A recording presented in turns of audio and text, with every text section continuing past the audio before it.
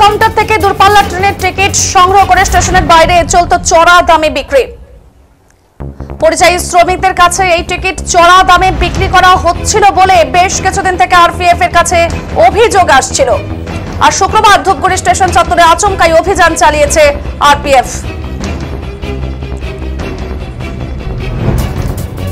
রেলের বিভিন্ন কাউন্টার থেকে দূরপাল্লা ট্রেনের টিকিট সংগ্রহ করে স্টেশনের বাইরে চলতো চড়া দামে বিক্রি। বিশেষ করে পরিযায়ী শ্রমিকদের কাছে এই টিকিট চড়া দামে বিক্রি করা হচ্ছিল বলে বেশ কিছুদিন থেকে কিন্তু আরপিএফ এর কাছে অভিযোগ আসছিল।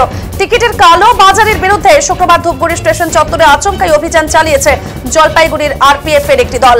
সেখানে এই চক্রের সঙ্গে জড়িত অভিযুক্তকে গ্রেপ্তার করে আরপিএফ সূত্রের খবর ধৃতরা হলো পরিমল সিদ্ধা, জগৎবন্ধু রায় এবং সুব্রত বসাক। আবারও জানাবো নামগুলি। ধৃতরা হয়েছেন পরিমল সিদ্ধা, জগৎবন্ধু রায় এবং সুব্রত বসাক।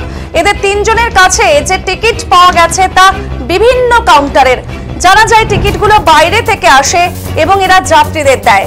দালাল মারফত তারা এই টিকিটগুলো সংগ্রহ করে। যাত্রীর সুবিধার জন্য কিন্তু এই অভিযান লাগাতার চলবে বলে জানিয়েছেন পুলিশ।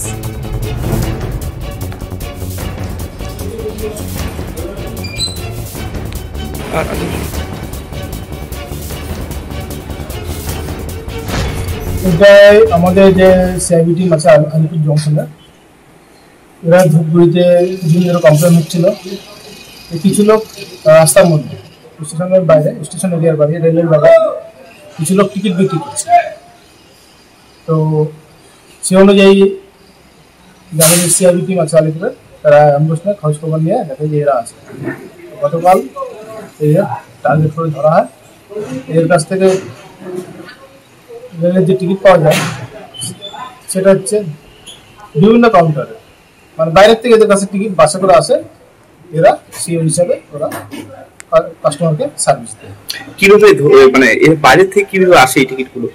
বাইরের টিকিটগুলো এরা বিভিন্ন কাউন্টারে বা বিভিন্ন এজেন্টের মাধ্যমে এরা সংগ্রহ করে।